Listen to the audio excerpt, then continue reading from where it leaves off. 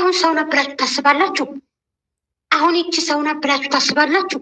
በአብርሃም ቤት ሌላ ወንድ አመጣች ሲባል ምንድን ነው እንትን የሚሰማው? እስኪ ንገሩኝ።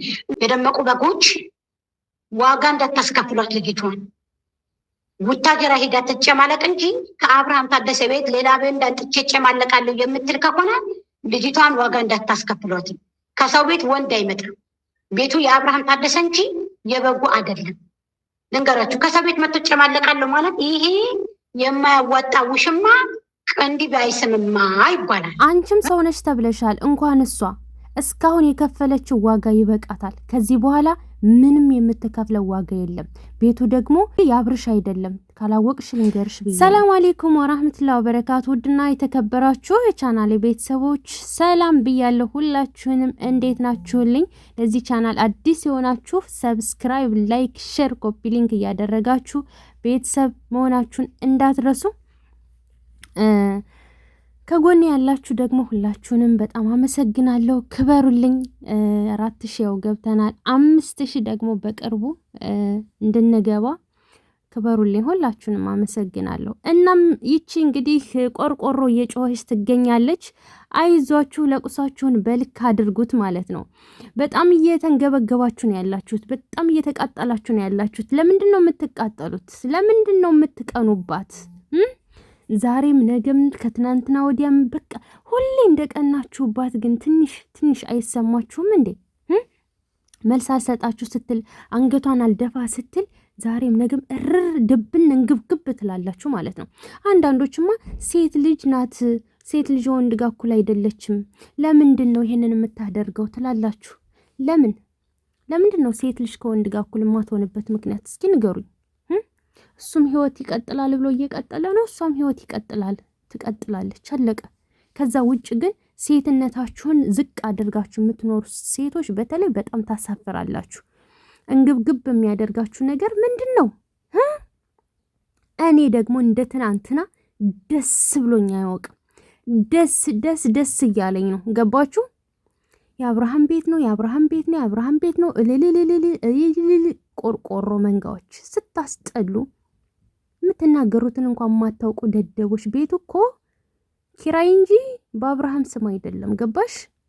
መብቷ ነው። የራሱን ህይወት እየቀጠለ ነው። ሚስቴ አይደለችም ብሎ በጋር ተናግሯል። ታዲያ አይሰማውም ወይ? በደንብ ነው የሚሰማው። ሌላ ወንድ ቤቱ ጋር ሲያገኝ በደንብ ነው የሚሰማው። በተለይ ደግሞ ወንድሟን እንዳላይ እዚህ ቤት ብሎ ሌላ ደግሞ እሷን ሊወስዳት አስቦ የመጣ ወንድ ከቤቱ ተቀምጦ ሲያገኘው በጣም ያናድዳል፣ በጣም ያማል፣ በጣም ያንገበግባል፣ አቃጥሎ ይደፋል። ይሄ ደግሞ እኛ እንፈልገዋለን። ገባችሁ? ምክንያቱም እሷም ከዚህ በፊት ስለተንገበገበች ስለተሰማት ያ ስሜት እሷ ጋር በፊት ስለነበረ እሱ ሲያደርገው ስለነበረ አሁን ደግሞ እሷ የተሰማት ስሜት እሱንም ይሰማዋል። አለቀ። ሁማይነሱ ማንም ከማንም አያንስም። ገባችሁ? ወተት እየጠጣችሁ ደመቁማ እናንተ ናችሁ የምትባሉት። ፈዘዙ እንበላችሁ። እኛ ደግሞ አይዟችሁ፣ ቀስ እያላችሁ ጨጓራችሁ እንዳይላጥ ወተት እየጠጣችሁ። ሰው ምን ይላል? ሰው እኮ አይደለችም እና አውሬ ናት። አንቺም ሰው ተብለሻል። እንኳን እሷ ቅማላም አላበዛችሁም? ምን እዚህ ጮትማ ደግሞ በዛ አስጠላብሽ። ምትናገር ሴት ልጅ ከወለደች በኋላ አታገባም ተብሏል እንዴ? ልጅ ይዘሽ ማን ነው የሚያገባሽ? ይመችህ ደስታዬ፣ የኔ አባት ኑርልን፣ ተንቀባረርበት፣ ተንጎባለልበት ቤቱን። ይሄው ይስፋሽ ፏ ብትንበል ከሩትዬ ጋራ። የሩትዬ ቀብራራ ተንገበገቡ እኮ ገና በስመት ተንገበገቡ። እንዴት ደስታ መጣ ብለው እና ሀዘን ይምጣ እንዴ? ሀዘንን አናውቀውም። ሀዘንን በሩቁ ብለናል፣ አረቀን ቀብረነዋል። ስለዚህ ደስታነት፣ ደስቱዬ፣ ደስቱሻ፣ ደስታዬ አባቴ ኑርልን፣ ኑርልን። የሩትዬ ጠንበለል ማለት ነው። አንገብግበህ ድፋቸው፣ ቅጥል አደርጋቸው። በቃ እንዴት እንደሚያምር ከረባቱ ደግሞ አረዛዘሙ በጣም ውበት አለው። እንደውም የበለጠ አምሮበታል። የመነጸሩ ነገርማ ልዩ ነው። የፈገግታው ነገር፣ የቁመቱ ነገር፣ የከለሩ አረ ምኑ የፀጉሩ ነገር እንዴት አባቱ እንደሚያምር ታዲያ የሆነ በቃ አለ አይደለ ከአብርሃም በታች የሆነ በሁሉ ነገሩ የወረደ በተለይ ደግሞ ሀብታም ያልሆነ ወንድ ነበር የምትመኙላት አይደል? እንደዛ ነበር። ግን ከፍ የሚያደርጋት ወንድ ሲመጣ በቅናት ወይኔ ተቃጥላችሁ አይዟችሁ። እና ባለ ሀብት ነው ደግሞ ከሀብቱም በላይ ደግሞ ስብዕናው፣ እርጋታው እንዴት በስስት እንደሚያት ግን እየተመለከትሽ ነው እዚህ ጋር። እስኪዩ በስስት በጉጉት እኮ ነው የሚያያት።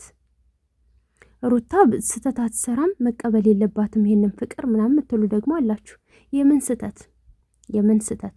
ልጁ ተሰቃየ፣ በ2 ወሩ መከራ ስቃያየ። የትኛውን ስቃይ ነው ያየው? የትኛውን ፈተና ነው ያየው? ምንም አያውቅም። ተኝቷል፣ እየበላ ነው፣ እየጠጣ ነው፣ አለቀ። እናት አባት ጋር ቢያድግ አሪፍ ነበረ፣ ግን እሱ አልሆነም። አባቱ ብቻው እንዲያድግ ፈርዶበታል። ምክንያቱም ከዛሽ ከሄርሜላ አብርሽ አርቅም ስላለ። በቃ ይሄን ያለው ነገር ምንም አዲስ ነገር የለም። በቃ እሷ ከኢትዮጵያውያን ሴቶች የተለየች አይደለችም። ማለት ብዙ እኮ ልጆች አሉ ያለ እናት ያደጉ፣ ያለ አባትም ያደጉ፣ ያለ እናት ያለ አባትም ያደጉ፣ በጣም ብዙ አይነት ነገሮች አሉ።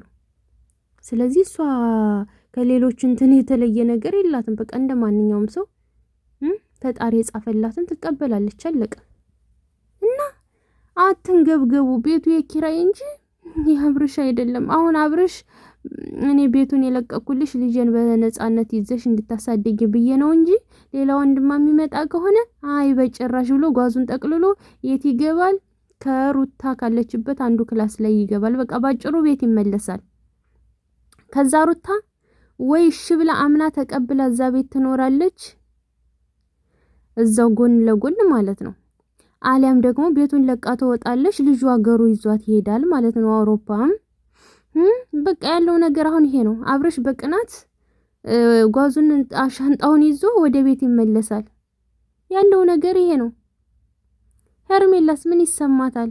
እሱ ሲመለስ ወደ ቤቱ ቤቴን ልልቀቅልህ፣ አብረን እንኖር፣ ቤት ላፋልግህ እያለች ነበረ። አሁን ግን አብርሽ ጭራሽ ወንድሟን እንዳላየው እያለ ደስትሻዬ እቤት ጉብ ብሎ ሲያገኘው አሁን በቅናት እቤት ይመለሳል ማለት ነው። ምክንያቱም ይሄ በጣም ኃይለኛ ነገር ነው የደረሰበት አብርሽ። ኃይለኛ ከባድ ነገር ዱብዳ ነው ያየው ነገር እና መመለሱ የማይቀር ነው። በተረፈ ውዶችዬ በቀጣይ ቪዲዮ እንገናኛለን። ወዳችኋለሁ። ሰብ ላይክ ማድረጋችሁ እንዳትረሱ። ሰላም ቆዩልኝ።